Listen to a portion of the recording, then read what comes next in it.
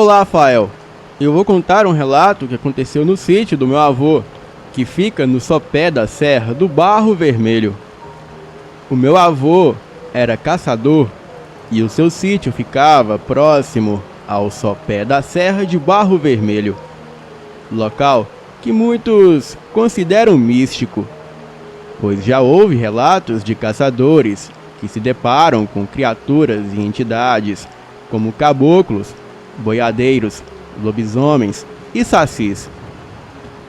E dizem que as folhas no chão da mata ficavam embrasadas como fogo durante a noite. O meu avô não sabia se existiam essas outras coisas, mas com certeza ele acreditava na existência de um cão negro assombrando aquela mata, pois ele mesmo já havia visto aquela terrível criatura na serra. Era um cão negro de tamanho descomunal que andava pelas matas e também nas redondezas do seu sítio. Aquele cão matava animais e rondava a casa e uivava durante a noite próximo às janelas da casa, deixando a minha avó e as crianças da casa apavorados durante as noites de lua cheia. O meu avô andava com muito medo que aquela criatura um dia resolvesse entrar dentro de casa e atacar a sua família.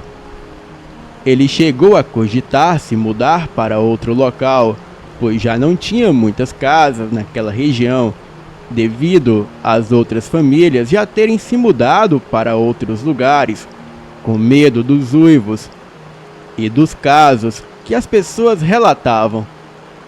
Os antigos até eram acostumados a essas coisas, mas as pessoas mais novas não sabiam lidar com essa situação. Acontece que nos últimos anos parecia que os acontecimentos estavam mais frequentes, e o meu avô e a sua família escutavam aquele ser rondando em volta da casa, uivando e atacando seus cachorros e animais do sítio. Certa vez, durante a noite, quando essa terrível criatura estava rondando pelo sítio, o meu avô resolveu sair para fora de casa e confrontar a medonha criatura. Então, ele viu um cão negro humanoide próximo ao curral. O meu avô ficou impressionado com aquela visão demoníaca e ele, trêmulo, apontou a sua arma em direção à besta e disparou. E aquele ser repugnante ficou o encarando, e as balas atravessaram uma sombra disforme negra que recuou rapidamente para dentro da mata como fumaça. Aquela situação estava fora do controle, e por anos parecia sem solução. Até que um dia, enquanto andava a cavalo na estrada principal próximo ao sítio, o meu avô se deparou com um andarilho com roupas surradas, mochila nas costas e cantando e falando sozinho pelo caminho. Este homem pediu informações ao meu avô de como chegar na cidade mais próxima e também perguntou se ele teria algum dinheiro para lhe dar. Então, o meu avô lhe deu alguns trocados e a informação de como chegar na cidade mais próxima. O andarilho agradeceu pela ajuda e, já se preparando para seguir rumo, ele virou-se, chamou o meu avô e lhe disse: "Ei, doutor, tome cuidado, pois essa região possui muitos vórtices e vértices para outros planos e coisas perigosas nessas matas." O andarilho misterioso se aproximou do meu avô, entregando-lhe um frasco em mãos que havia retirado da sua mochila, e ele disse: "Tome aqui esse frasco com óleo de flor de samambaia. Passe nos umbrais da porta e janela da sua casa, e no seu corpo, quando for sair para a mata, para caçar, e terá proteção. Mas não desperdice, pois a flor de samambaia é muito rara neste mundo, e você não me verá de novo para conseguir outra. Agora vá, siga rumo. O meu avô agradeceu àquele homem, que lhe disse que poderia o chamar pelo apelido de Poeirinha. E ele então partiu rumo à estrada. O meu avô passou a usar o óleo de flor de samambaia todas as noites nas portas e janelas de sua casa e também nos seus animais. E depois desse dia, nunca mais houve um ataque dessa criatura no sítio. Porém, depois de mais ou menos um ano, o pequeno frasco dado pelo andarilho já estava acabando. E com medo daquela criatura voltar a atormentá-lo, o meu avô teve uma ideia arriscada. Ele pensou que se ungisse as balas do revólver com aquele óleo, talvez dessa vez ele conseguisse matar a criatura. Então, resolveu chamar mais 2 amigos caçadores e ir à procura do cane do inferno que o atormentava. O meu avô pegou o restinho do óleo de flor de samambaia que ainda restava, ungiu as balas do revólver, ungiu também os seus cachorros de caça, o seu corpo e também o corpo dos seus amigos. E então ele partiu em subida à serra em plena noite de lua cheia. Eles estavam dentro da mata quando os cachorros começaram a latir e correram em direção mata adentro. E de longe, eles avistaram em cima de uma árvore uma criatura em forma de um horrendo cão negro, com imensos olhos vermelhos, rosnando para os cães de caça do meu avô, porém sem conseguir atacá-los. E sem pensar 2 vezes, ele colocou as balas ungidas com óleo de flor de samambaia no revólver e atirou, acertando 2 tiros na criatura, que caiu no chão ferido e se transformando em um homem. Aquele homem estava totalmente nu. Ele se levantou mesmo ferido e fugiu mata adentro. 2 dias depois, chegou a notícia que um caseiro do sítio próximo dali tinha sido encontrado morto dentro de casa, com perfurações no corpo. E as autoridades acreditavam que seria um caso de latrocínio, mas para o meu avô estava mais claro que aquele homem era o cane do inferno da Serra do Barro Vermelho. O meu avô conta essa história até hoje, agradecido pela ajuda daquele misterioso andarilho e pensando sobre aquele misterioso frasco com óleo de flor de samambaia, já que até onde se sabe, as samambaias não produzem flores. Bem, Fael, este é o meu relato que foi me contado pelo meu avô.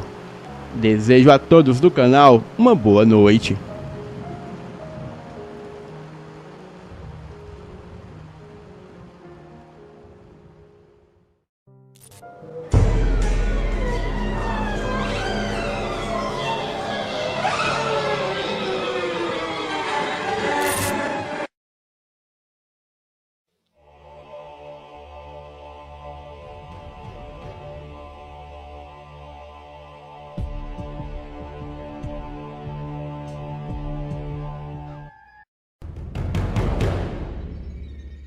Olá, Fael, boa noite.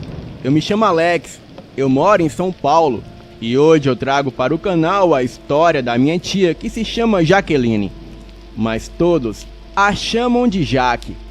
Ela não é brasileira, então contarei o relato na 3ª pessoa, mas com as suas palavras.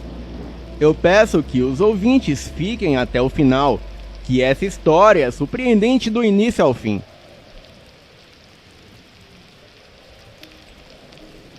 Havia uma vez uma caminhoneira chamada Jaque. Ela era uma mulher experiente e habilidosa e tinha viajado por todo o país dirigindo seu caminhão. Ela gostava de sentir a liberdade da estrada e do vento no seu rosto e adorava ver as paisagens mudando à medida que ela seguia a viagem. Certa vez, Jaque foi contratada para entregar uma carga importante de mercadorias em um prazo apertado. Ela sabia que seria uma jornada difícil, mas estava determinada a completá-lo. Ela partiu cedo pela manhã, com o sol brilhando e o céu azul. A viagem foi tranquila no início, mas logo, Jaque encontrou alguns obstáculos. Ela enfrentou uma tempestade de neve, engarrafamentos e até mesmo um acidente de um outro caminhão que bloqueou a estrada por horas. Mas ela continuou em frente, sabendo que precisava entregar a carga a tempo. Finalmente, no final da noite, Jaque chegou ao seu destino. Ela entregou a carga com sucesso e foi muito elogiada pelo seu trabalho duro e determinação. Ela sentiu-se orgulhosa de si mesma por ter completado a jornada e sorriu ao pensar nas aventuras que a estrada ainda tinha reservado para ela. Bem, era exatamente isso que Jaqueline, uma caminhoneira de 46 anos, queria para sua vida. Após aceitar um trabalho como caminhoneira, onde boa parte das suas viagens era feita entre o Texas, Arizona, Novo México, Kentucky e Utah. Ela trabalhava terceirizada, com um caminhão alugado pela empresa. Jaqueline era uma mulher solteira. O seu marido a largou após eles perderem o seu filho em um parto difícil quando ela tinha 20 anos. A partir desse dia, ela decidiu trabalhar pelas estradas e, muito jovem, ainda aos 29 anos, realizou seu sonho de ser caminhoneira. E depois de 10 anos vivendo aventuras pelas estradas, Jaque finalmente encontrou um companheiro, ou melhor dizendo, um companheiro. Era um filhote de husky siberiano, que ela achou enquanto dirigia pelas estradas de Salt Lake, em Utah, em meio a uma nevasca. Era um filhote macho. Provavelmente se perdeu da sua mãe ou simplesmente fugiu. Jaque adotou o pequeno husky e logo deu o nome de Chester, em homenagem ao seu cantor preferido, Chester Bennington, vocalista de uma banda de rock chamada Linkin Park. Chester cresceu e se tornou seu amigo e companheiro de viagens. Jaque e Chester faziam longas viagens de norte a sul dos Estados Unidos. E um dia, a Jaque recebeu uma proposta para trabalhar para um senhor muito rico. E o seu trabalho seria levar mercadorias de Utah até a cidade de Helena, no estado de Montana. O seu novo chefe era um homem muito rico, deveria ter por volta dos seus 50 anos, e ele pagava quase 3 vezes mais do que Jaque recebia no seu antigo trabalho. Mas ele sempre deixava as regras claras para Jaque. 1. Sem perguntas. 2. Não te interessa a mercadoria que está transportando, e assim que chegar em Helena, o pessoal encarregado vai retirar a mercadoria do caminhão. 3. Caso seja parada pela polícia na estrada e eles queiram revistar a carga, fale o meu nome, Steve Daines, que sou senador, e me ligue imediatamente. 4. Nunca se atrase. Você terá um bônus de $1.000 para gastar com o que quiser nas viagens, hotel, comida, não importa. E terá mais um cartão de crédito para você gastar somente com combustível e manutenção do caminhão. 5. Nas viagens é permitido somente você e o cachorro e nada de carona para ninguém. O seu salário será de $100 a hora. E mais uma moradia própria em Montana, para ficar lá com todas as despesas inclusas, até quando precisar retornar para Utah. Bem, tudo isso era um sonho para Jaque. Ela adorava viajar escutando a sua música preferida, que se chama Sad Boys. De Utah até Montana, era mais ou menos 13 horas de viagem. e seriam $1.300 por viagem, mas tudo incluso. Ela não teria nenhuma despesa com nada.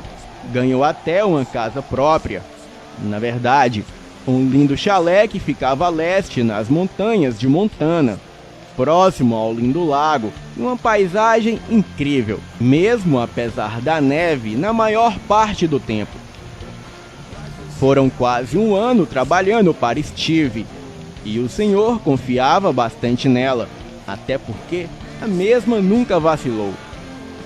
E pelas conversas que Jack ouvia, ela sabia que se tratava de algo religioso.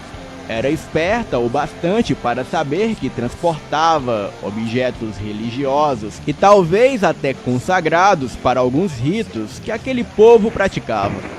Ela sabia que Steve era maçom, mas sempre confiou em sua boa índole. Ele a acompanhava em algumas viagens.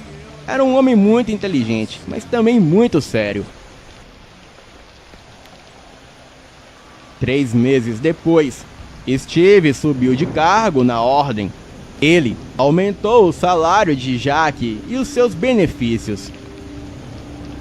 Na estrada, o caminhão deu um problema mecânico. Eles pararam em um posto no meio da estrada e Jack chamou Steve para tomar uma cerveja.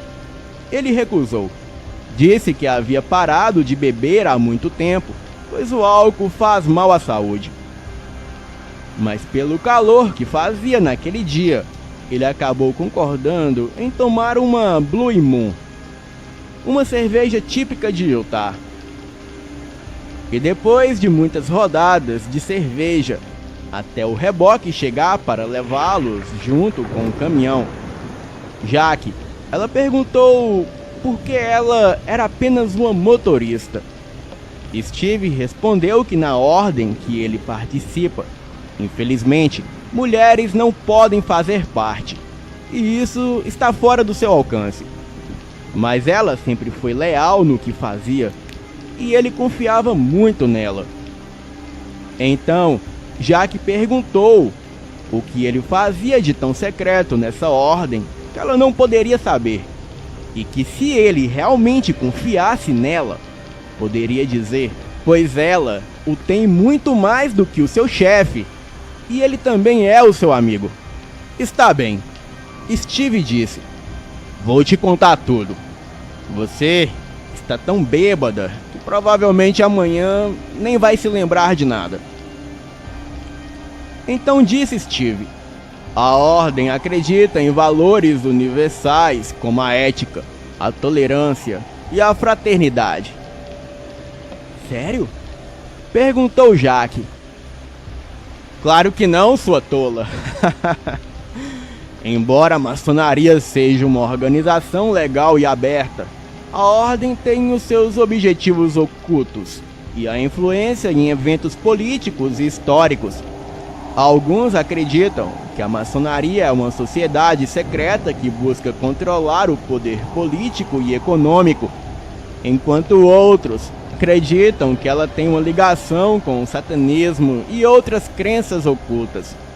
A maçonaria geralmente nega essas alegações e afirma ser apenas uma organização filantrópica e filosófica.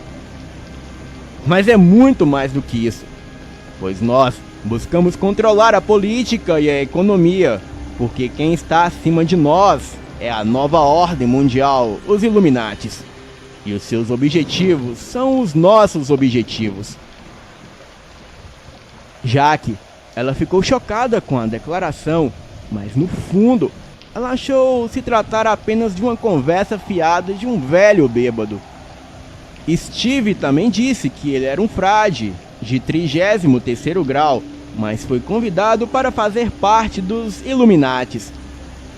Bem, o tempo foi passando. Jack e Steve foram se tornando cada vez mais amigos, e a esposa de Steve, ela nunca gostou de Jack, pois no fundo ela tinha ciúmes do marido. Mas por contrapartida, Chester, o cão de Jack, também nunca gostou de Steve.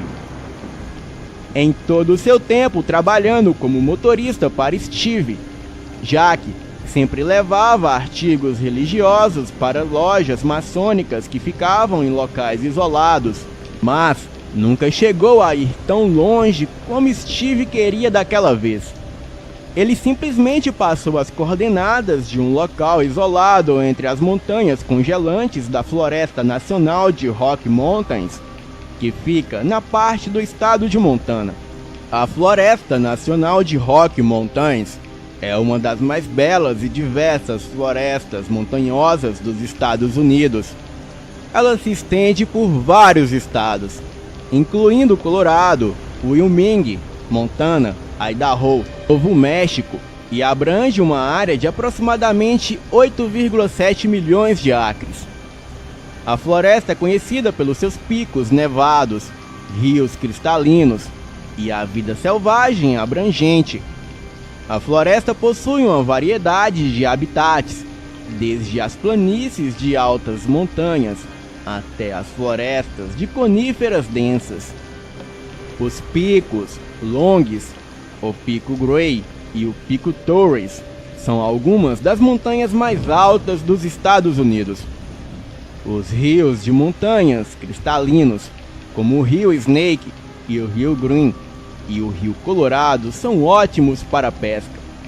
A vida selvagem é abrangente, incluindo ursos, lobos, alces, cervos, coiotes, raposas, falcões, águias e muitas outras espécies. A localização da fazenda, onde seria realizada um tipo de celebração, ficava próximo às montanhas, onde só era possível chegar por uma trilha com um mapa de papel, pois essa trilha não se localiza em GPS e muito menos há sinal de internet no local. Steve era um senhor muito humilde e, apesar de morar em uma mansão e só andar em carros de luxo, ele dizia sempre gostar da companhia de Jack, pois ela era totalmente o oposto da bruxa da sua esposa. E naquele sábado, quando chegaram na fazenda, nas florestas de Montana, o pessoal descarregou os itens do caminhão. Steve se despediu de Jack e ela retornou para o hotel de estrada que estava hospedada, pois deveria voltar no outro dia, às 8 da manhã, para buscar Steve. Eram 30 quilômetros de trilha, floresta adentro, até chegar na rodovia. Bem, a Jack ligou seu caminhão, pegou seu cão e deram partida. Mas não demorou muito e a neve começou a cair intensamente. Jack parou o caminhão, esperando a neve diminuir, mas o seu cachorro, o Chester, ele parecia precisar sair para fazer as suas necessidades. Ele era bem obediente. A Jack deixou que ele saísse por um momento, mas o cão começou a latir e correr, perseguindo algo que ela não sabia o que era. Jack, já nervosa por chamá-lo e ele não atender, ela pegou a lanterna e seguiu atrás do cão. Ela andou o suficiente para chegar na fazenda. Ela respeitava muito as crenças religiosas de Steve e não se intrometia em seus negócios. Ela chegou até o cercado, procurou por Chester, mas aparentemente ele não estava ali. Então, ela resolveu voltar. Mas assim que virou as costas, ela escutou um grito. Era um grito de um garoto que vinha da fazenda. E isso, a Jack não poderia ignorar. Ela pulou a cerca de madeira e foi pelos cantos da casa de madeira onde se reuniam várias pessoas. Jack se assustou, pois no salão principal da casa, que era imenso, havia em torno de 20 pessoas, todas de manto negro e máscaras, e a iluminação era a luz de velas, e o local era bem assustador. Porém, não tanto quanto o garoto que estava nu e amordaçado em uma superfície lisa de pedra que ela julgava ser alguma espécie de altar. Eles proferiam um tipo de oração em uma língua esquisita que Jaque não entendia nada. As pessoas de manto negro passavam um tipo de líquido feito com ervas e unguento pelo corpo do garoto. E um homem alto de manto negro, que usava máscara, ele ficava com um punhal levantado acima do garoto. E parecia que o único objetivo seria amedrontá-lo, mas para quê? Bem, farei um breve resumo do porquê. Existem teorias da conspiração e rumores que sugerem que o adrenocromo, uma substância extraída do sangue humano, é usado em rituais pagãos e sacrifícios humanos, e que é consumido por pessoas poderosas para obter uma sensação de poder e euforia e a jovialidade. Essas teorias não têm base científica ou factual, e não há evidências de que o adrenocromo seja usado dessa maneira. E não há provas e nem evidências de que essas práticas realmente existam. Mas isso foi me relatado pela minha amiga Jaque. Os únicos itens que Jaque possuía eram uma lanterna e uma faca de caça. O objetivo do sacrifício do garoto era amedrontá-lo, para que o seu corpo gerasse essa substância, o adrenocromo. E no centro do salão, e próximo ao altar de pedra, estava uma estátua de pedra que era uma entidade pagã chamada Baal. Entidade essa do passado que vem sendo adorada pelos inimigos do verdadeiro Deus. Baal é um falso Deus, e o Eterno sempre destruiu e humilhou seus adoradores, pois as suas práticas são profanas, imundas e detestáveis para o Eterno. Jaque, com a sua fé e o seu senso de justiça, ela não poderia deixar que nada de ruim acontecesse com o garoto. Ela simplesmente invadiu o local, e todos os presentes daquele rito pagão ficaram confusos.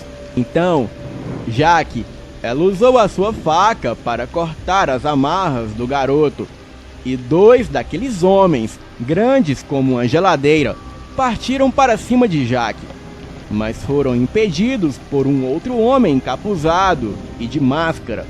Mas pela fisionomia, a Jaque presumiu que fosse o seu amigo Steve. Então, ele gritou para ela: "Fuja daqui, Jaque!" Jaque apertou o garoto e saiu com ele pelos fundos e com a faca erguida para as pessoas encapuzadas. Mas assim que ela passou de costas pela porta dos fundos, ela foi golpeada por um outro homem. Jaque, caída e atordoada, viu aquele homem vir em sua direção. Ele erguia uma enorme pedra e golpearia a sua cabeça. Mas antes que ele fizesse isso, Chester, o seu cachorro, apareceu e atacou o homem. Isso foi o suficiente para Jaque se esquivar, pegar o garoto e se afastar dali. Bem, ela não poderia deixar o Chester para trás. Ela pediu que o garoto corresse até o caminhão, que não estava muito longe dali. Então, a Jaque voltou para ajudar o seu cão. E nesse momento, aquele homem enorme já dava uma chave de braço no seu cachorro, fazendo com que ele ficasse imobilizado. Foi uma luta intensa. Jaque, ela pegou a sua faca de caça e a fincou na perna do homem, fazendo ele cair.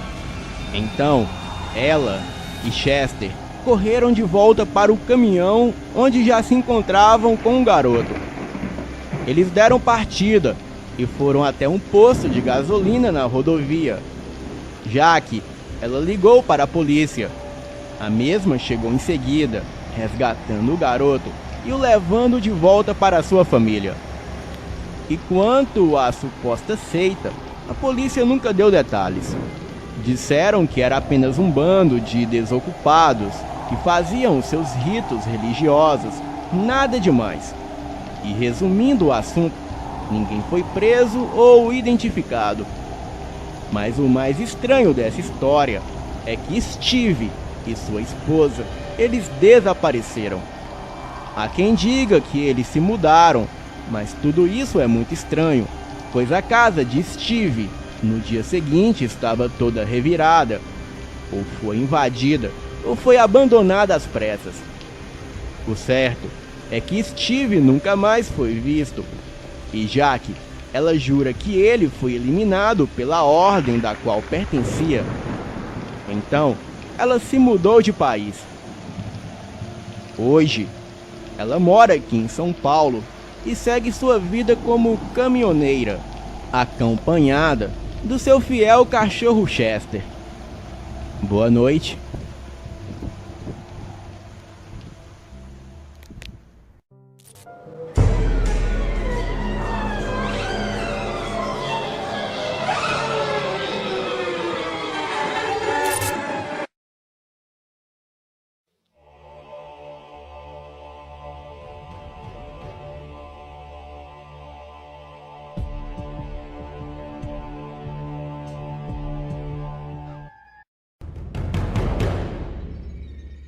Olá, Fael Portinari.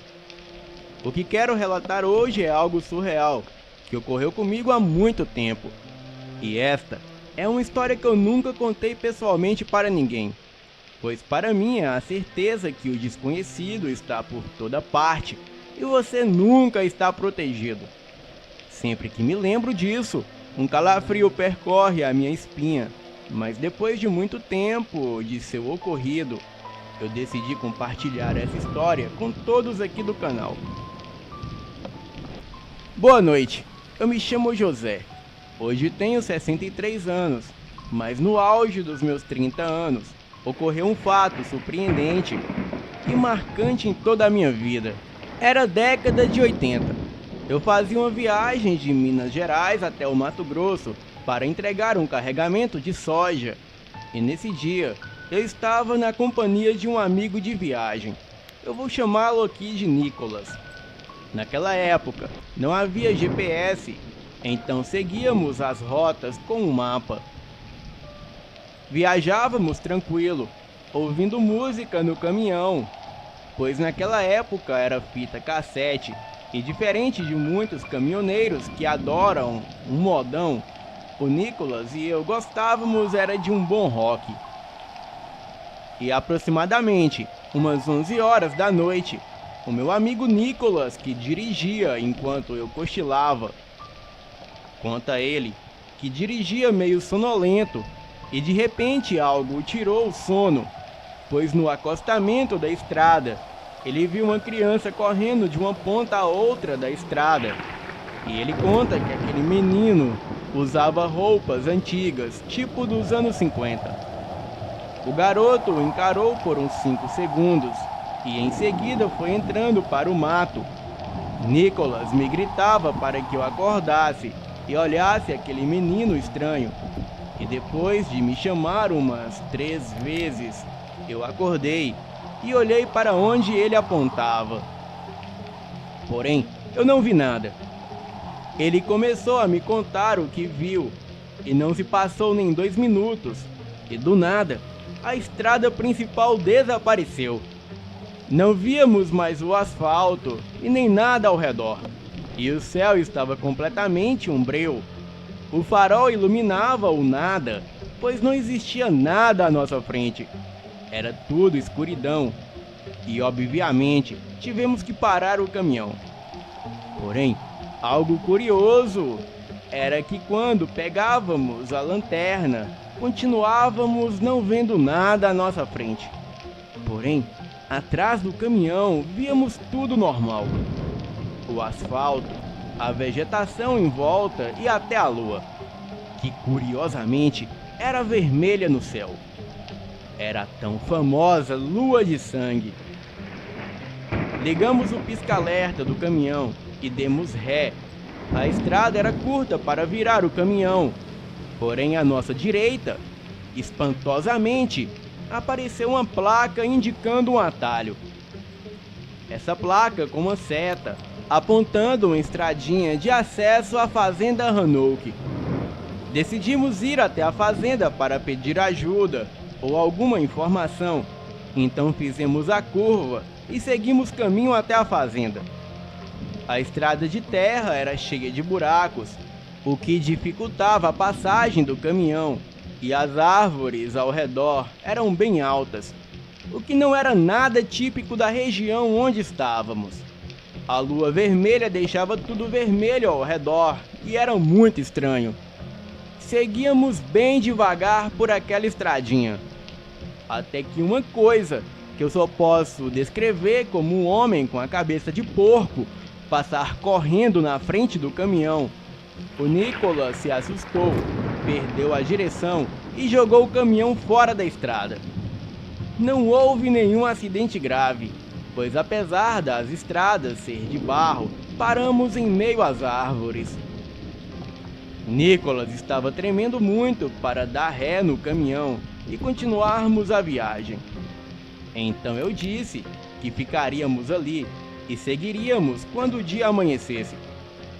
Nessa hora, aquele homem com cabeça de porco passou na mata a uns 5 metros do farol do caminhão, mas aquilo não olhava diretamente para o caminhão. Apenas seguia o seu caminho até desaparecer entre as árvores.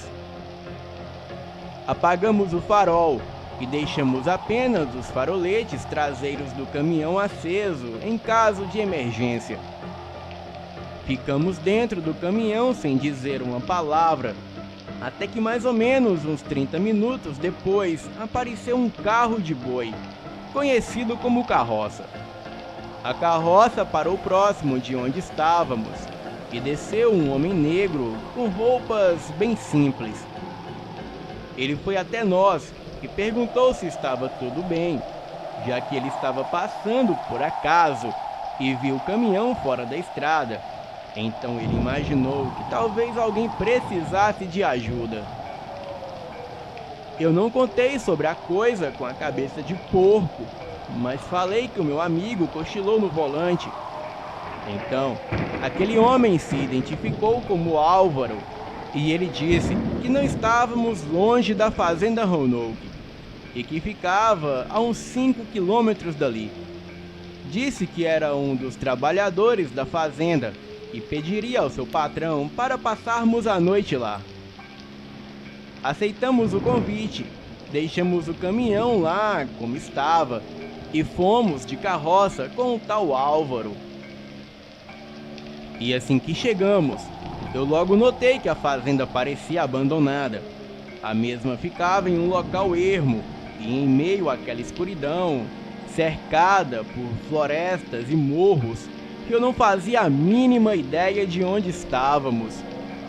Álvaro contou que aquela fazenda era bem antiga e que vinha passando de geração a geração desde o século XVI.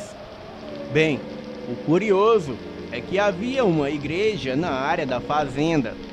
E o Álvaro falou que os donos não estavam ali, pois haviam viajado para a cidade. Chegamos até o local por volta de meia-noite. Nos alojamos no casarão principal, que era enorme, estilo colonial. O Álvaro preparou algo para comer, então comemos uma refeição e fomos dormir. Nicolas e eu ficamos no mesmo quarto, pois não queríamos abusar da boa vontade daquele homem. O casarão deveria ter em média de 8 quartos, 4 no andar de baixo e 4 no andar de cima. A sala era gigantesca, tinha a cozinha que também era muito grande. Os banheiros ficavam na parte de fora do casarão, mas pelo chão ser de madeira, deu para perceber que havia um porão, ou talvez um subsolo, onde ficavam os escravos. E também havia um enorme alpendre, uma varanda e até um sótão. Aquela casa por si só era muito assustadora, e naquela noite eu estava inquieto. Eu sentia uma sensação ruim e não conseguia dormir, até que uma forte batida no final do corredor que levava a uma espécie de depósito me chamou a atenção. Nós estávamos em um dos quartos da parte de cima. Meio relutante e com muito medo, eu fui até onde achei que vinha o barulho. Retirei umas caixas de papelão empilhadas e alguns quadros antigos e descobri uma pequena porta de uns 60 centímetros. Voltei ao quarto onde estava e peguei a lanterna que sempre carregava comigo. Percorri o corredor e abri a portinha na base do piso empoeirado e coloquei a luz para enxergar. Naquele lugar, existia uma escada que levava ainda mais ao subsolo. Eu não pude ver direito, pois acredito ser uma escada com muitos degraus. Mas ao olhar para baixo, eu esqueci de olhar o que havia acima de minha cabeça. E foi quando uma batida em minha nuca me fez soltar a lanterna. O medo e o susto foi enorme. Eu soltei um grito de pavor por ter sido pego de surpresa. Eu corri de volta para o quarto e acordei o Nicholas e disse a ele o ocorrido e fomos até o local verificar. Quando estávamos saindo do quarto, eu ouvi nitidamente o bater de uma porta com violência. E foi com certeza aquela portinha que eu deixei aberta. Com muito medo, lá fomos nós. Descemos os degraus e olhei instintivamente para cima antes de colocar o corpo, devido à pancada que eu havia recebido minutos atrás. Existia um caibro preso em uma das laterais, eu acho que é uma tramela. Mas por que do lado de dentro? Quem não gostaria de ser incomodado? Nicholas, que me acompanhava, dizia que eu estava ficando paranoico. Continuamos a descer e já estávamos no meio da escadaria, quando a pequena porta bateu acima de nossas cabeças. O Nicholas escorregou com susto e caiu nas minhas costas. Eu perdi o equilíbrio e despenquei no piso de madeira logo abaixo. Me machuquei um pouco, mas a lanterna estava intacta. Então iluminei o local, e na nossa frente era um corredor de tijolos. Ficamos em silêncio, mas estávamos ouvindo nitidamente alguém rir no fundo do corredor. Resolvemos de comum acordo voltar para o quarto e ignorar tudo aquilo. A coragem ainda não era suficiente. O Nicholas subiu as escadas de madeira na minha frente e a portinha não abriu. E como se não bastasse, escutávamos algo subir as escadas com passos de algum animal de cascos e grunhir como um porco. O pânico estava instalado em nós. Eu suava frio e o meu cabelo ficou em pé. Nicholas começou a perder o controle e esmurrou a portinha. Os passos e os grunhidos estavam bem próximos. A porta estava trancada, mas como a madeira era muito velha, então apenas com um chute conseguimos arrombar. Mas pasmem, quando apontamos a lanterna para trás, não havia nada ali. Até os barulhos pararam. Nicholas disse que lá embaixo ele percebeu que havia ossadas humanas ali no chão e também haviam grilhões na parede ao fundo do porão, como se fosse para prender alguém. Voltamos para o quarto, pegamos as nossas coisas e fomos até a sala no andar de baixo do casarão, e não ficaríamos ali naquele local nem mais um minuto. E assim que chegamos na sala do casarão, não encontramos ninguém. Então saímos da casa e fomos até a igreja que ficava na área da fazenda. A lua vermelha deixava tudo vermelho à nossa volta e era bem assustador. E quando entramos na igreja, encontramos uma moça amarrada e amordaçada em uma enorme cruz. Tiramos ela dali e ela estava muito ferida. Aquilo me deixou mais assustado ainda. A moça não falava nada com nada, dizia apenas que eles iriam voltar. Então ouvimos vários sussurros vindo do lado de fora da igreja, e quando olhamos, quase que eu tive um infarto. Eram dezenas de pessoas com cabeças de porcos, mas era como se fosse fantasia, ou até mesmo cabeças reais de porcos. Todos seguravam tochas, então trancamos a porta da igreja e fomos para o andar superior. O maior dos homens que estava lá fora estava ao lado de uma mulher de estatura baixa e acima do peso. Ela ordenou que ele entrasse na igreja e nos pegasse. Ele não tinha cabeça de porco, mas a sua cabeça era muito deformada. E ele, com apenas um chute, mandou a porta da igreja abaixo, enquanto todos os outros ficaram parados no mesmo lugar, segurando as suas tochas. Descemos de onde estávamos e tentamos sair pelos fundos da igreja, mas aquele homem conseguiu me segurar. Eu dava socos e chutes, mas aquilo não me largava. Nicholas batia naquele homem com um banco de madeira, mas aquele homem ficou mais furioso ainda, e com uma força incrível, ele me lançou a uns 10 metros de distância.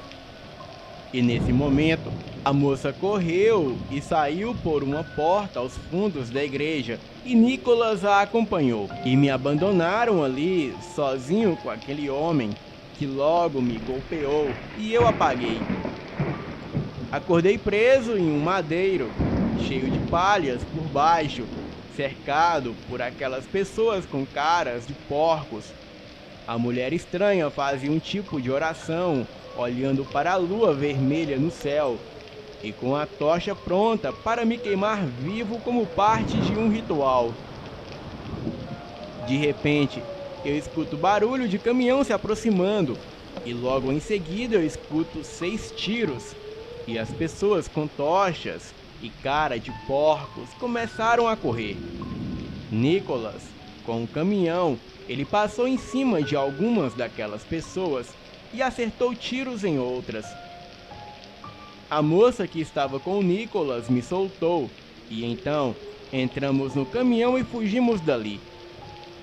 Nicholas disse que demorou para voltar, porque a moça e ele ficaram perdidos na mata, e só conseguiu chegarem até o caminhão porque ela conhecia um pouco do local. Ele conseguiu dar ré no caminhão e voltar até a fazenda, e para minha sorte, eu tinha um revólver calibre 38 no porta-luvas do caminhão. Bem, mas o nosso terror não havia acabado ainda, pois seguíamos pela estradinha para sair dali. Mas depois de andar uns 5 quilômetros, havia um tronco de árvore bloqueando a passagem da estradinha, o que não havia ali antes. Entregamos a arma para a moça. Então Nicholas e eu fomos remover aquele tronco da estrada. E hora ou outra, aparecia um vulto vindo da mata e a moça atirava. Foram 6 disparos, até ficarmos sem munição. Vimos luzes de tocha se aproximando ao nosso encontro, mas estavam um pouco distante. Removemos o tronco da estrada e saímos dali com o caminhão a toda velocidade. Pegamos a estrada principal e depois de algumas horas chegamos a Sinop, no Mato Grosso. Levamos a moça para o hospital e acionamos a polícia.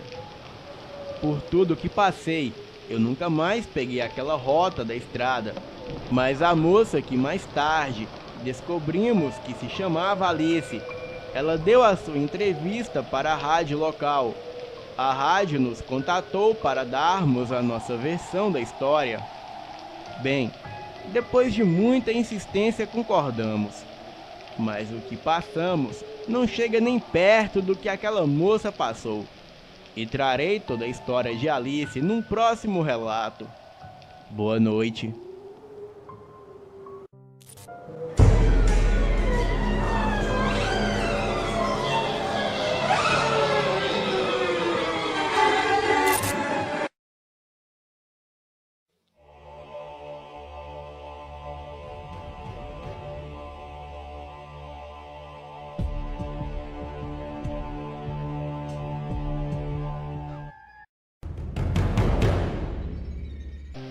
Olá a todos do canal, eu me chamo Bruno, tenho 83 anos e o que eu vou contar aqui é sobre todo o pesadelo que eu vivi na fazenda Roanoke, pois quando assisti o último relato do canal, tudo me veio como um flash na minha cabeça.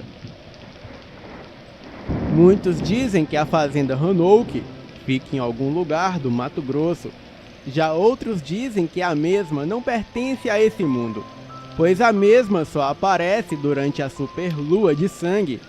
Então, se você não escapar de lá no período da lua sangrenta, você ficará preso na fazenda pelo resto de sua vida. No início dos anos 80, eu era casado e tinha 2 filhos, 2 garotos gêmeos de 11 anos e uma linda esposa. Morávamos no sul do Mato Grosso, na fazenda Labaredas. Criávamos gado e exportávamos carne e leite para todo o estado. E durante um período de seca, em 1981, o gado começou a morrer e foi um período muito difícil de suportar, pois por atraso no pagamento, muitos trabalhadores deixaram a fazenda e muitos empresários fizeram ofertas para comprarem a fazenda Labaredas a preço de banana. Recusei-me a vender e tranquilizei a minha esposa Soraya. Eu disse a ela que essa fase ruim logo passaria. E poucas semanas depois, um empresário chamado Alonso apareceu com uma proposta um pouco melhor que as anteriores. E desta vez, de fato, eu fiquei tentado a vender a fazenda. Então pedi a ele um dia para pensar na oferta. E naquela mesma noite, eu cheguei a um consenso com a minha esposa que o melhor seria vender a fazenda, pois as perdas poderiam serem maiores e o valor cair ainda mais.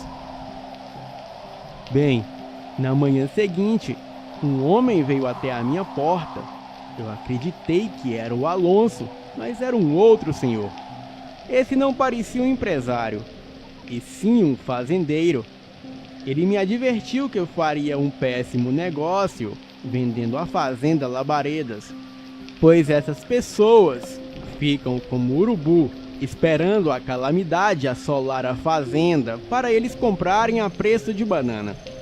E depois, quando o período da seca passar e tudo se reestruturar, as fazendas passam a valerem 50 vezes mais do que o valor que foi comprado.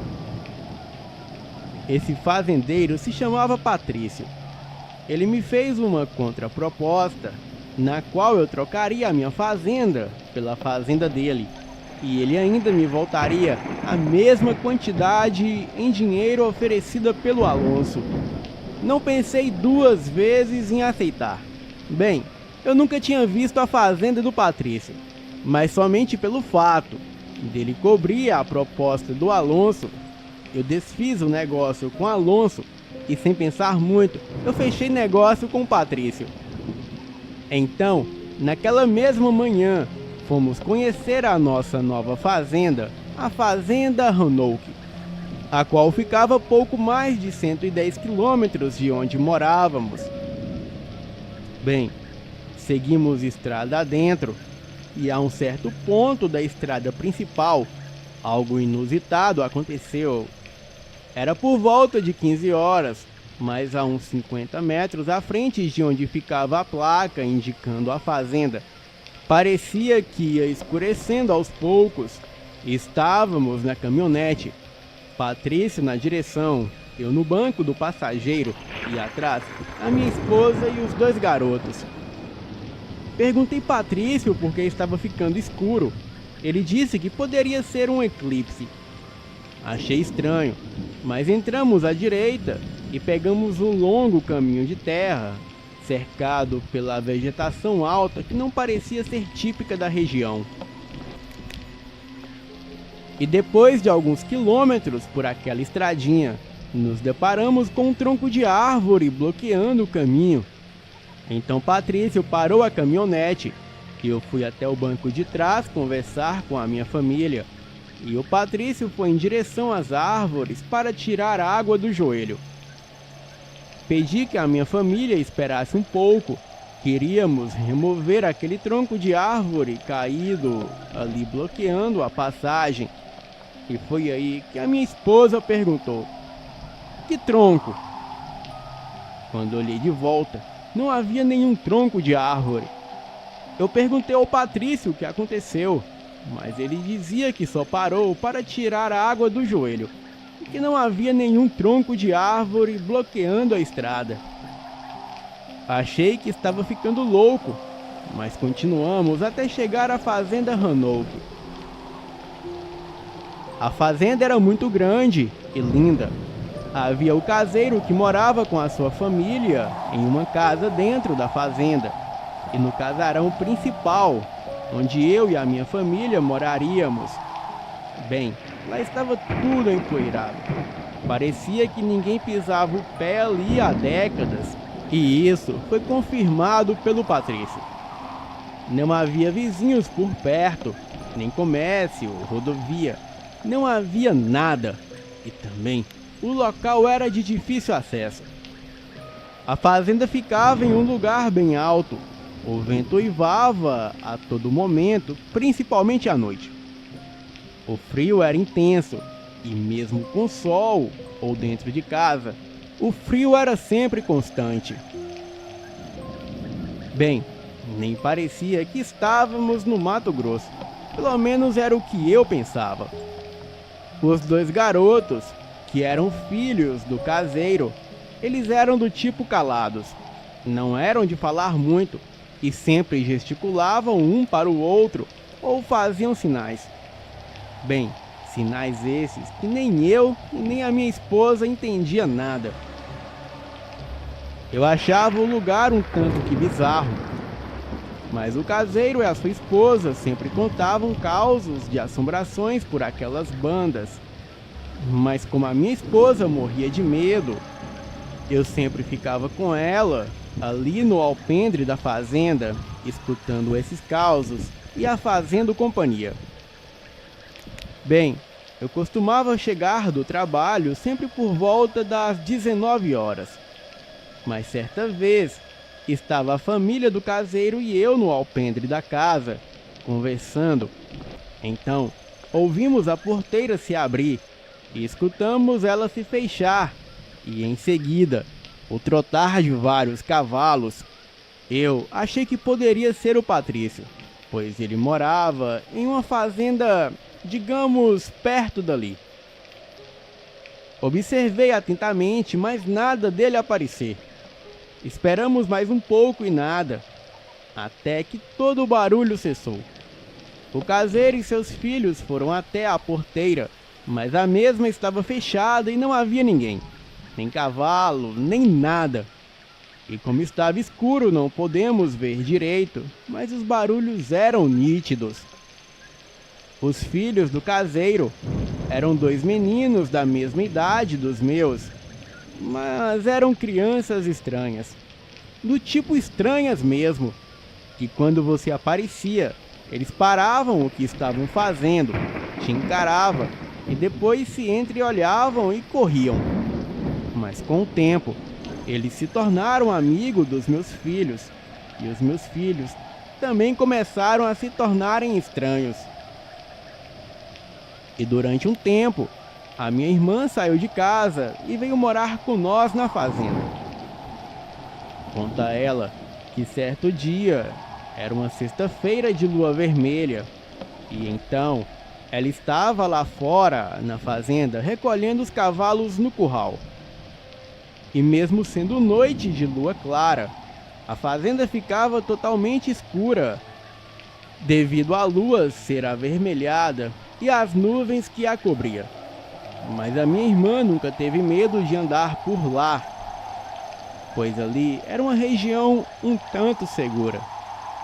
E nesse dia, depois dela andar metade do caminho para o curral, ela notou que a cruz, no alto da igrejinha que ficava ali mesmo na fazenda, estava de cabeça para baixo. Ninguém sabe quem foi o autor, mas não era obra desse mundo. Mas o certo é que sempre que ela se aproximava da igrejinha, a temperatura caía e fazia mais frio que o normal. Bem, ela então olhou para a floresta que ficava ao lado da fazenda e atrás daquela igrejinha. E foi onde ela viu umas crianças brincando com algo que parecia ser um jumento. Ela então notou que eles não estavam brincando com aquele animal, e sim o maltratando. O jumento relinchava, enquanto as crianças jogavam pedras e chutavam ele. Ela achou estranho aqueles garotos ali, naquela hora da noite, mas resolveu ir até lá e dar um fim naquilo. Ela gritou para os meninos deixarem o jumento em paz. Então os 3 garotos que estavam lá pararam e olharam para ela. E ela disse: "É vocês 3, parem com isso, isso é uma covardia." E enquanto ela se aproximava, os 3 garotos se entreolharam e cochicharam alguma coisa que ela não pôde ouvir. Então, o jumento aproveitou que a atenção deles não estava mais no jumento e o animal saiu correndo. E quando ele fez isso, a nuvem que bloqueava a luz da lua se dissipou de onde estava, e então a lua cheia avermelhada clareou tudo em volta. E quando tudo ficou claro, o coração dela quase parou. O que parecia ser 3 garotos, não eram 3 garotos. Eram 3 seres apavorantes com a aparência de crianças. A única descrição que mais se aproxima era o Sméagol do Senhor dos Anéis. Eles estavam vestidos trapos. Não tinham mais do que 1,20 m de altura. Eram muito magros e os ossos da coluna pareciam sair da pele. E não tinham cabelos. Quando ela viu aqueles bichos na mata, a poucos metros dela, ela entrou em pânico. E os cavalos que circulavam pela fazenda, eles saíram correndo e todos entraram voluntariamente no curral. Uma daquelas criaturas gritou alguma coisa e os outros 2 responderam algo. A minha irmã não entendeu nada, mas a voz deles era algo muito assustador. Uma voz muito grave e profunda, e muito grossa, que parecia ser proferida por um gigante, mas saindo de criaturas que pareciam crianças. Ela correu o mais rápido que pôde e entrou em casa apavorada. No dia seguinte, ela, ainda muito assustada, arrumou as suas coisas, deixando a fazenda, e disse que voltaria para a cidade. Mas o certo é que depois daquele dia, eu nunca mais a vi novamente. Certa vez, conta a minha esposa que todos os dias ela ouvia eu a chamar pelo lado de fora da casa, mas sempre que ela ia ver, não era ninguém. Então, um certo dia, ela tomou um banho e foi deitar no nosso quarto e acabou pegando no sono. Isso enquanto eu e as crianças ouvíamos rádio na sala. O quarto era grande e tinha mais ou menos 10 metros por 15. Tinha uma cama de casal enorme, uma janela, uma penteadeira e um armário. Não tinha muitos móveis, ou seja, ninguém se perderia em um quarto daquele. Mas algo de estranho aconteceu na hora em que ela cochilou. Quando ela acordou e decidiu se levantar, era como se ali não fosse mais o quarto. Estava tudo escuro. Ela não enxergava nada. Foi passando a mão pela parede para tentar encontrar o interruptor e não o achou. Tentou encontrar a prateleira para pegar algumas velas e acender, mas a mesma não estava lá. O seu desespero foi ainda maior quando ela tentou encontrar o armário e não encontrou, pois ele ocupa meia parede do quarto, e era como se o quarto tivesse ficado sem portas e sem objetos.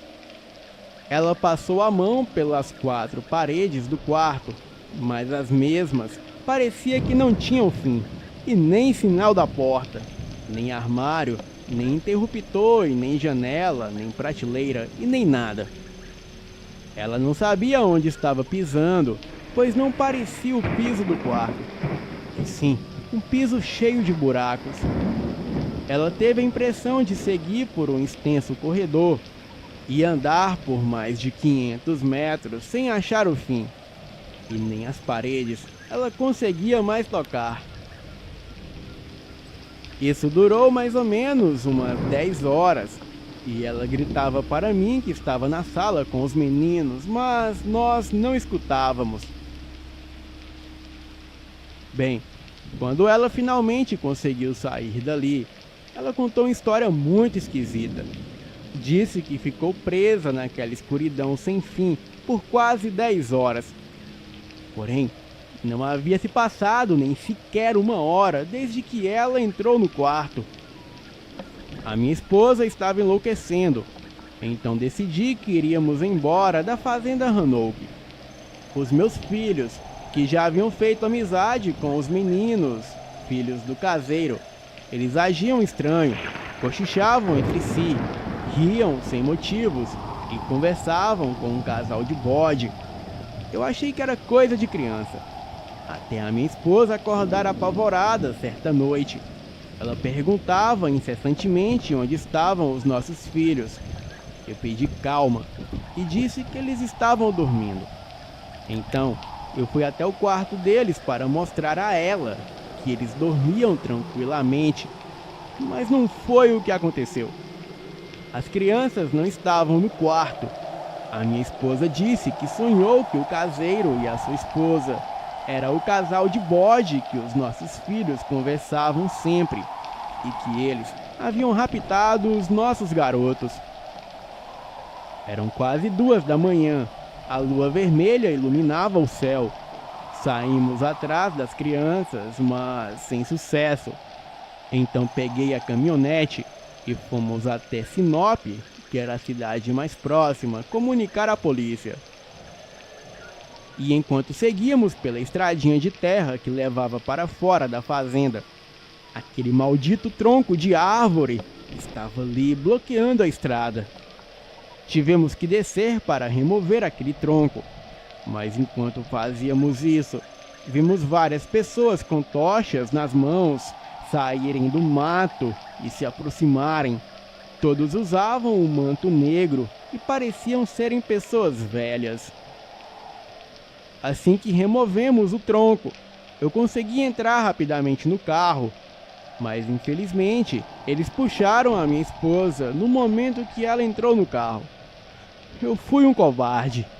Ainda com a porta aberta, eu acelerei a caminhonete e consegui sair dali.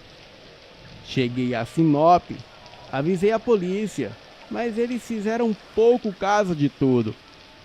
Então, 2 dias depois do ocorrido, eu reuni todos os meus antigos capatazes da minha antiga fazenda Labaredas, pois apesar de não trabalharem mais para mim, todos eram meus amigos e combinamos de voltarmos armados para a fazenda Hanouk. Éramos 7 homens armados até os dentes.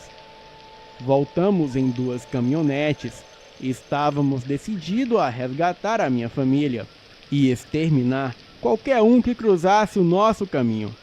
Bem, Fael, o desfecho dessa história eu trarei na segunda parte desse relato. Boa noite.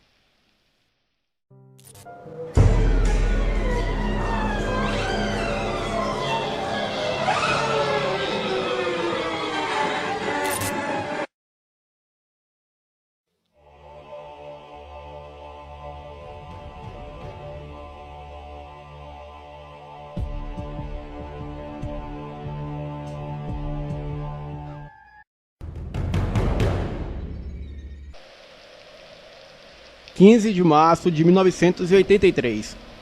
Boa noite a todos. Sou eu novamente, o Bruno.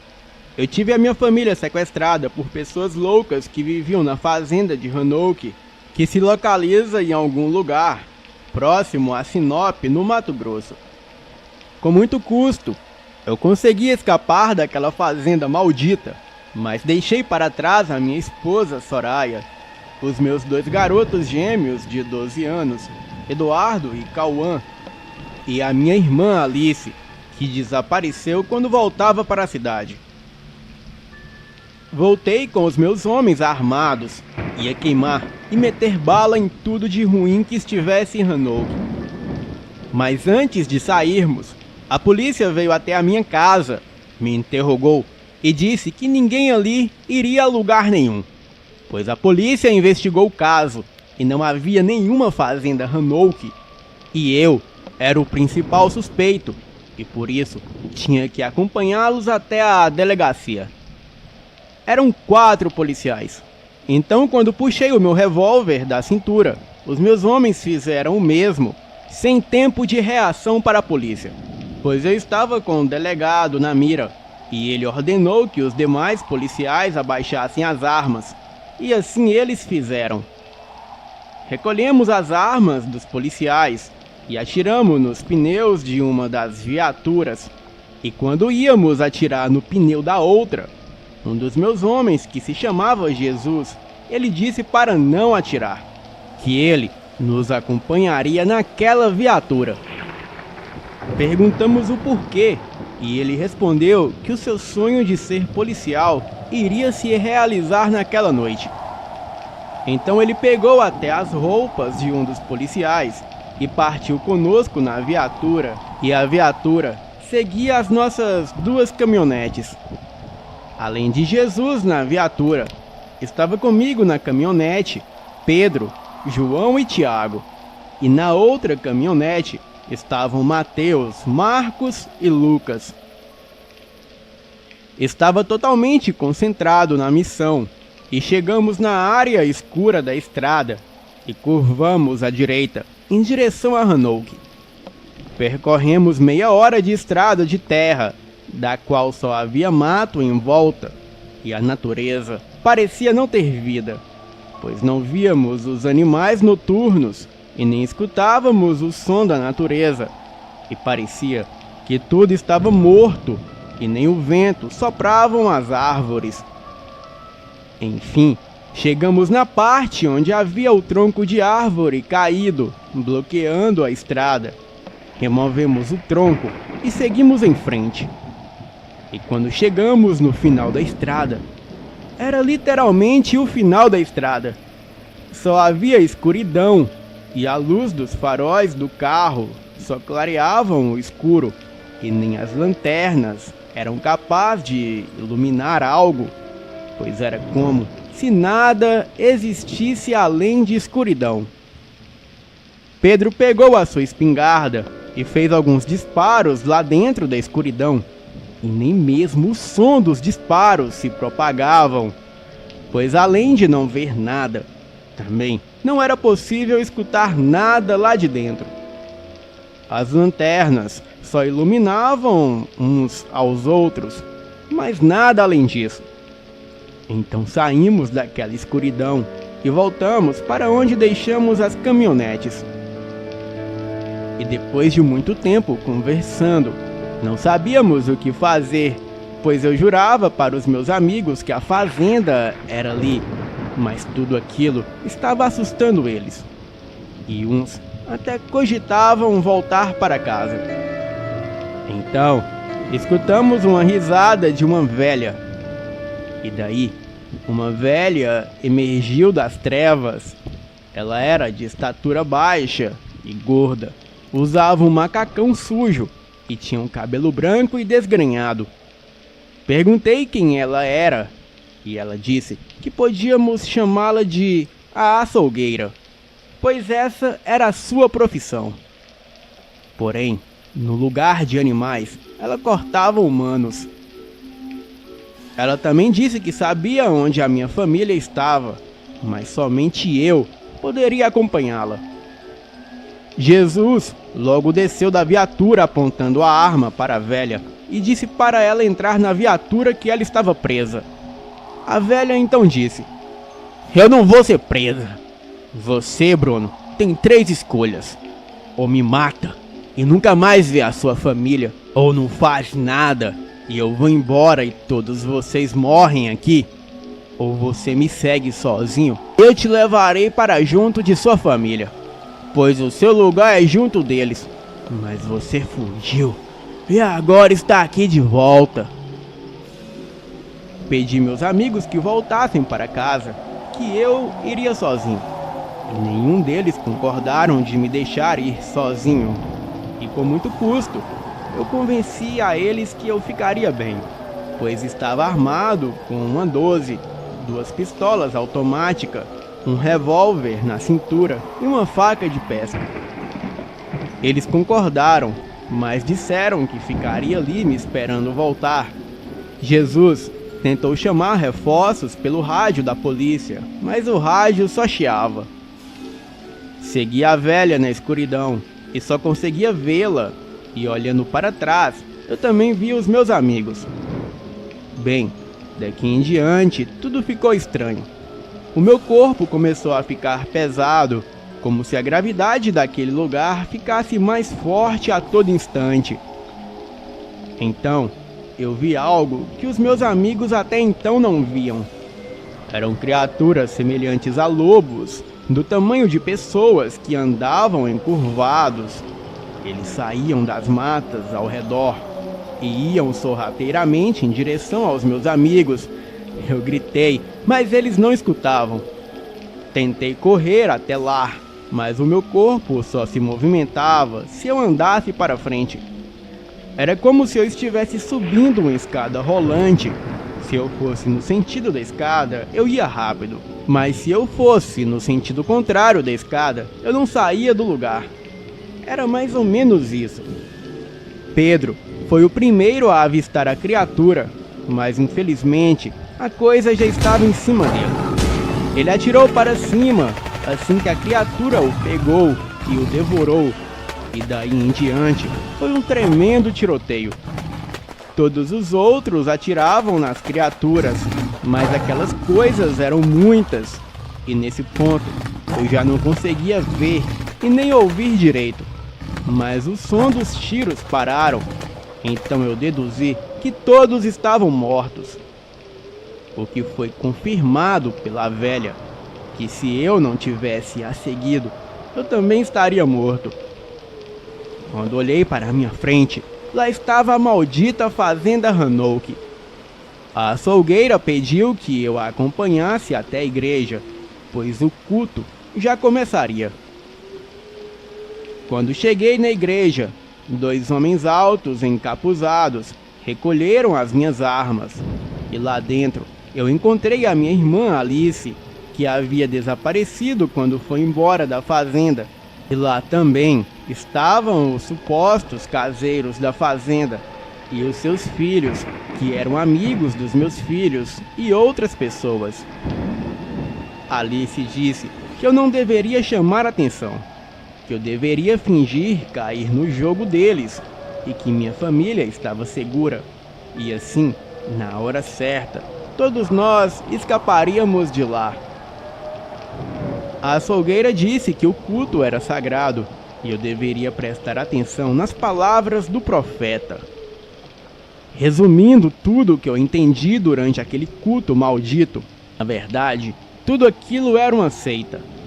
Algo com o nome de Vril, e que eles adoravam o sol negro e o esquisito de manto negro, que todos chamavam de o profeta. Ele pregava sobre o poder da raça do futuro. Moral da história, até onde entendi, eles sequestravam pessoas para sacrifícios humanos, porém, também haviam os escolhidos para integrarem a sociedade deles. Até então, eu não tinha percebido Álvaro no culto, até o profeta o chamar até o altar. O profeta disse que Álvaro era um excelente membro e amado por todos da comunidade, mas falhou em me deixar fugir e que eu havia revelado a localização da comunidade, pois outras pessoas vieram e não ia demorar muito até a polícia chegar lá também. Disse que todos deveriam ter fé para o sol negro chegar para libertar todos, e que a grande lua vermelha tomaria o lugar do dia, Então, o profeta cortou a garganta de Álvaro ali mesmo, e foi muito rápido que eu fiquei surpreso, e derramou todo o seu sangue no altar. E depois, o profeta revelou qual seria o grande sacrifício para que todos ali continuassem tendo a vida eterna, graças à substância chamada adrenocromo, que é extraída do sangue de crianças que estão tomadas pelo pânico. E quando 2 dos seus sacerdotes trouxeram os meninos amarrados e amordaçados, eu logo percebi que eram os meus filhos. Durante toda a minha vida como fazendeiro, eu vivia com pessoas poderosas de olho nas minhas terras, e eu era esperto e muito preparado para esse tipo de situação. Eu andava com arma na cintura, para caso alguém me desarmasse, mas eu tinha um coldre no tornozelo, onde eu carregava uma pistola de 9mm, com 18 balas, onde ninguém naquela época nunca revistava, ainda mais se você estivesse com uma arma na cintura como isca. Então, rapidamente eu saquei a pistola, e foi um tiro certeiro na cabeça de cada um dos sacerdotes. Atirei no falso profeta, porém eu errei. Corri com a minha irmã e a coloquei em um lugar seguro no subsolo da igreja com os meus 2 filhos. Pedi que eles esperassem ali, pois eu ia atrás da minha esposa, pois Alice havia falado que ela estava mantida refém no casarão. Os meus filhos choravam e não queria ficar com a minha irmã Alice. Mas era muita correria, pois havia uma multidão atrás de mim.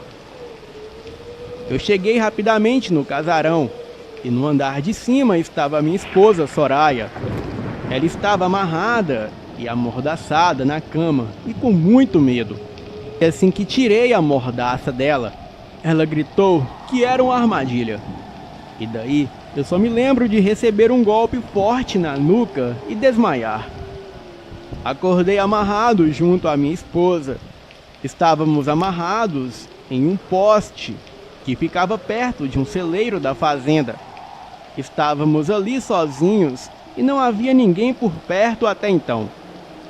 A minha esposa me acordou e perguntou pelas crianças. Eu disse que elas estavam seguras com a minha irmã Alice.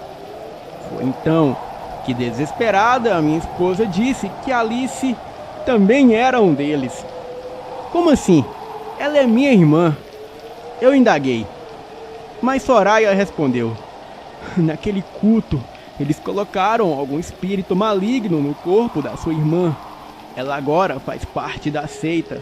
Ela fez essa armadilha para você voltar e chegar até mim. É tudo um jogo, Bruno. Eles vão matar os nossos filhos. Querido, eles conhecem segredos perdidos no tempo. Eles usam a cabala judaica para criar gigantes de pedra e proteger a fazenda. Eles conhecem os segredos de cada uma das 10 sefirotes da cabala judaica.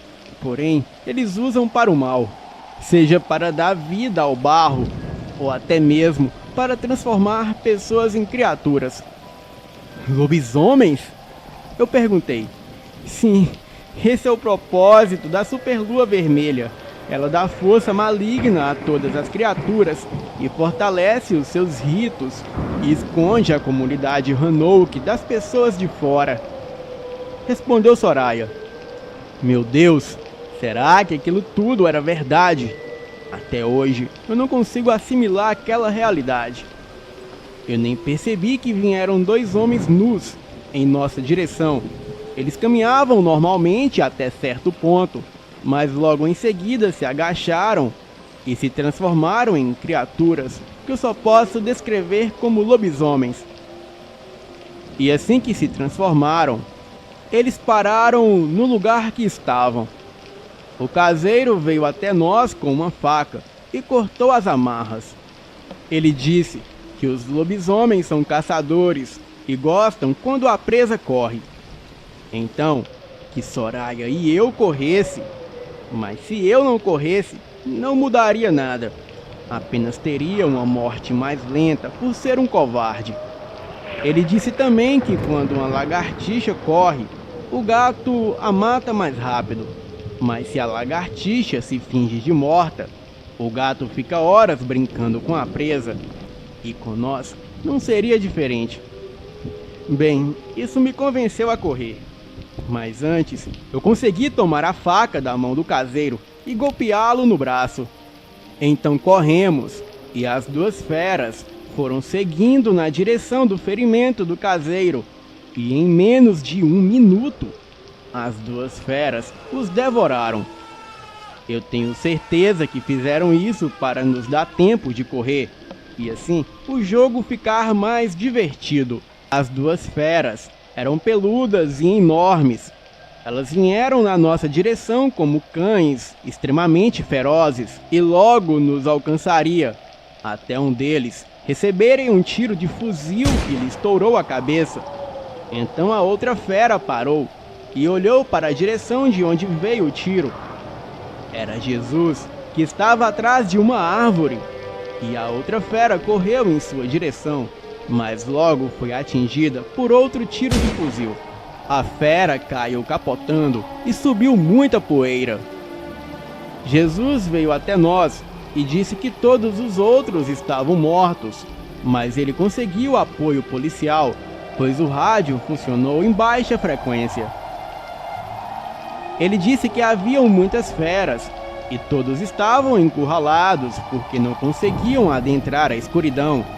Eles chegavam até certo ponto e paralisavam, mas uma das feras que ele havia atingido se transformou em homem.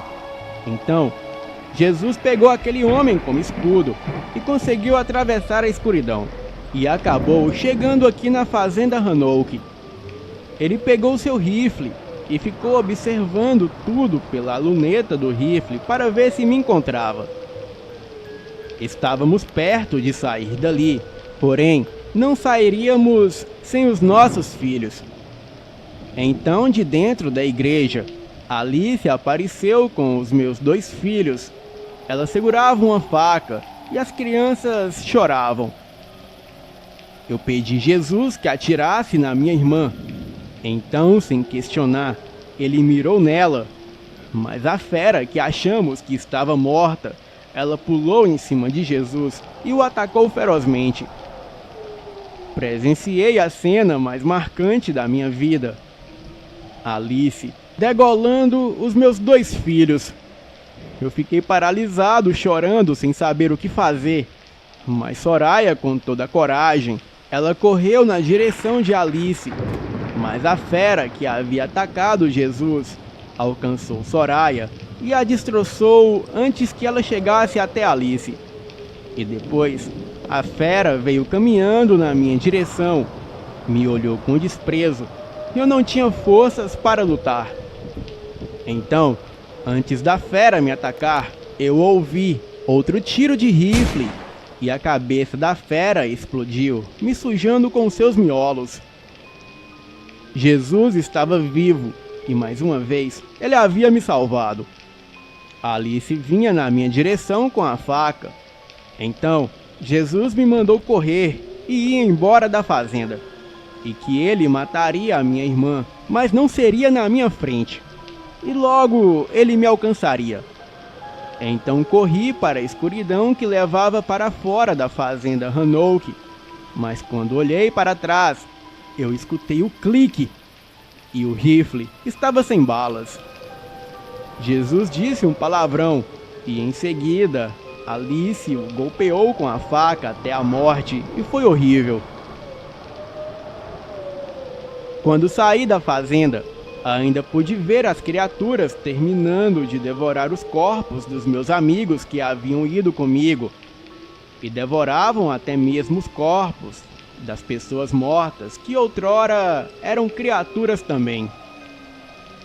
Agora, eu tinha certeza que era o meu fim, pois as criaturas vieram andando na minha direção. Então um deles se pôs de pé e disse com uma voz macabra: "Seu amigo matou o nosso líder. Cadê o seu amigo?" Eu respondi: "Ele morreu matando os outros 2 de vocês." A criatura então disse: Temos uma regra. Aquele que mata o nosso líder se torna o nosso líder. Você era o líder do seu amigo, pois observamos você dando ordens a ele. E se ele está morto, agora você é o nosso líder. Pois o superior do nosso superior, ele se torna o nosso superior. Seguiremos as suas ordens à risca. Eu, ainda tomado pela raiva, eu disse: na fazenda Roanoke existem duas pessoas, um conhecido como Profeta e a outra conhecida como Açougueira. Eu ordeno que vocês vão e matem os dois. Sim, mestre, a matilha respondeu, e partiram para a fazenda. Em seguida, a polícia apareceu, pois Jesus havia solicitado ajuda pelo rádio.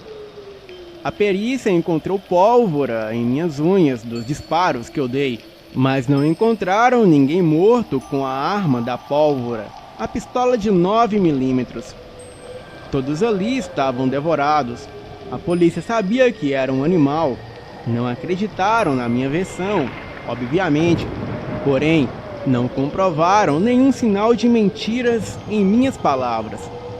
Mas também disseram que não há sinais de mentiras nas palavras de um louco, porque um louco, ele realmente acredita no que diz. E isso foi o suficiente para passar 8 anos internado no Hospital Psiquiátrico de Barbacena, em Minas Gerais, e só sair de lá após o hospital ser fechado definitivamente.